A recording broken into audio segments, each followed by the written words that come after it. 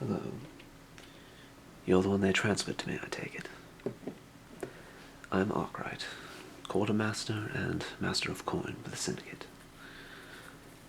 I'm told you caught your ankle on a trap during last week's raid. Well, I'm sure they'll want you back in the field once it heals, but that explains why they transferred you to me in the meantime. You see, when people hear of the infamous Thieves Guild, all they really think about are the epic raids and the daring adventures. No one really considers this side of the business. The thing about being a career criminal is that your work has to be exactly that, a career.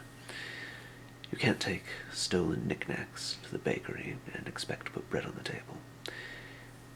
Everything we steal has to be fenced, and that's where I come in.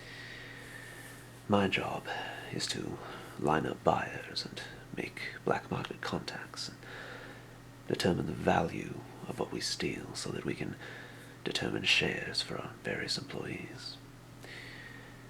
I'm going to have you take notes as we go through some of the items we'll be adding to our inventory tonight.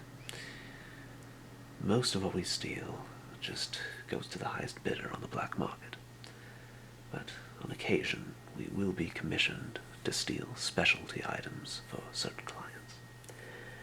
I have a few items here tonight that will be going to one of our more infamous clients, but more on that in a moment. First, let me see where I put that book.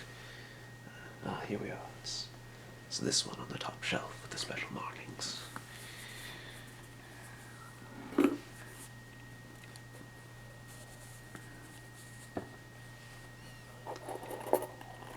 These will be some of the items we'll review to get started.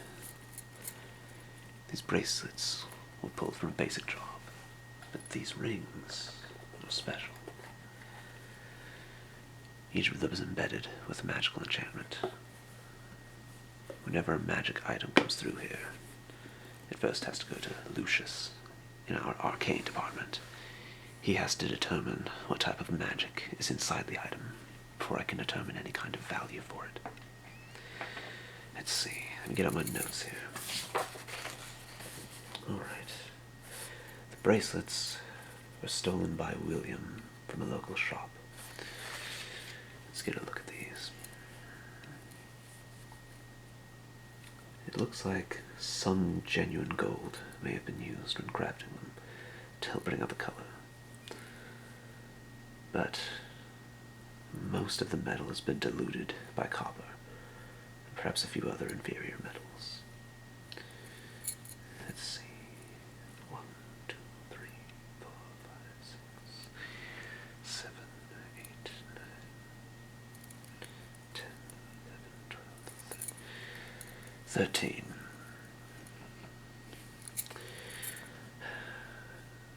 I can't see the bundle going for more than 5 or 6 silver on the black market. So we'll go ahead and put William down for, let's say, 3 silver in shares. These were stolen by Marcus. It wasn't actually a theft, it was from collections. One of our shopkeepers was falling behind on protection money, so this is how he squared his debt.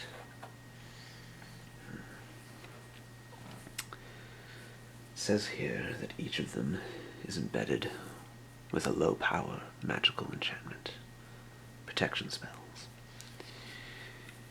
You'll notice that this one has the imagery of a dragon's claw.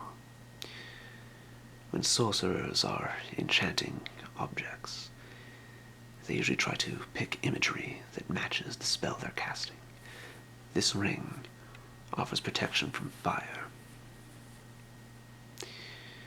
Unfortunately, the dragon imagery is a bit of false advertising. There is no protection spell that's going to make a human fireproof where dragon's breath is concerned. This could maybe keep you from burning your fingertips when cooking. But all the same, adventurers will pay handsomely for rubbish of this nature, so since it will sell well, let's go ahead and put Marcus down for, let's say 10 silver for that item.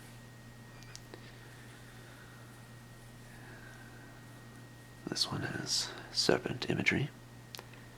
As you might guess, this one gives the wearer protection from poison. It says here in the notes, though, from Lucius, that once again, the imagery is a bit of an exaggeration. This will not protect a user from lethal serpent venom. It might be useful to, say, a beekeeper, keep him from preventing hives while performing his daily chores. Once again, while it's not going to do much in life-threatening situations, would-be heroes will still pay a pretty penny for anything magical that they can add to their inventory, so I would say put Marcus down for another 5 silver for that item. Alright. That takes care of some of the basic loot. Now, I have a few specialty items to go over with you. If you remember earlier, I told you we picked up a few things for a special client. He wanted us to raid a storeroom for some ingredients that are difficult to acquire.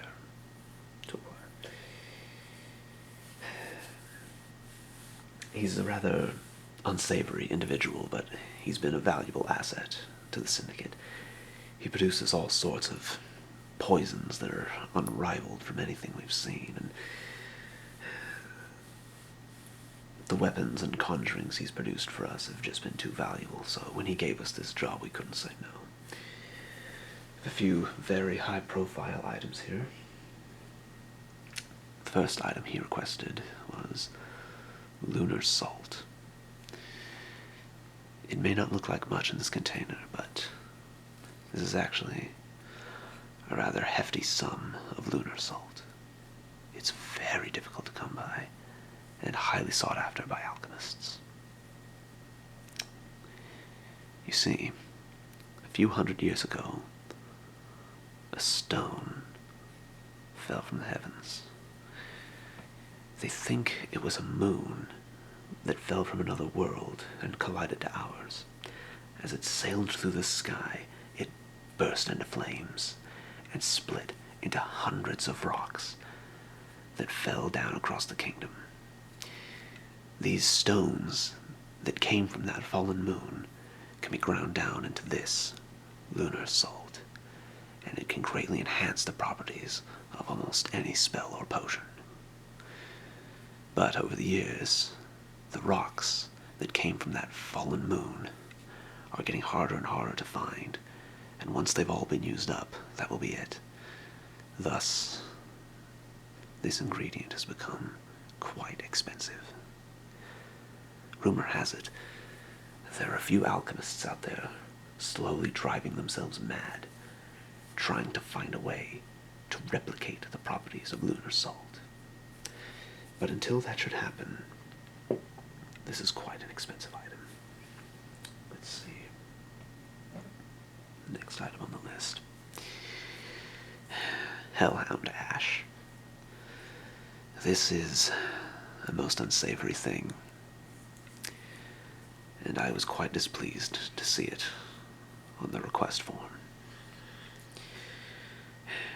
Hellhounds have potent magical properties, very dark magic. It's been known for quite some time that some of their residual magic can be harvested from their saliva, but they are notoriously difficult to kill, and capturing one alive has never been done before. This product is harvested by taking the carcasses of livestock and throwing it into a hellhound pit. After the Hellhounds have fed, some poor, gullible soul is paid to go and retrieve the remains while the Hellhounds are sleeping. You see, when Hellhounds feed, all that they leave of the carcass is ash. And that's what this is. It has the power of the Hellhounds embedded into it, but this is very difficult to get a hold of, and it's illegal in several territories because of the nature of which it has to be collected. It's almost as expensive as the Lunar Salts. It's not quite as rare, but it's a high-risk item, and its illegality makes it more valuable on the black market. Now, I have one more item here. He specifically requested these candles. I don't know what he wants from them or what they do, and that is most disturbing, I have to admit. When we had Lucius look at them, he couldn't determine what they do, and that's unheard of. All he could determine is that they are definitely on the dark side of the magical spectrum, something that probably shouldn't be tampered with by an amateur. But our client knew exactly where these were stored. He knew where they were keeping it, and he was adamant that he must have these candles specifically.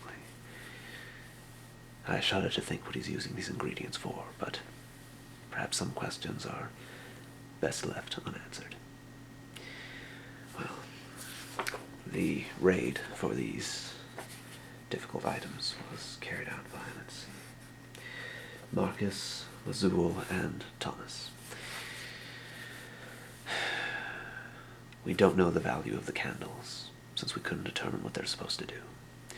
We'll have to mark those down as a gift for our special client.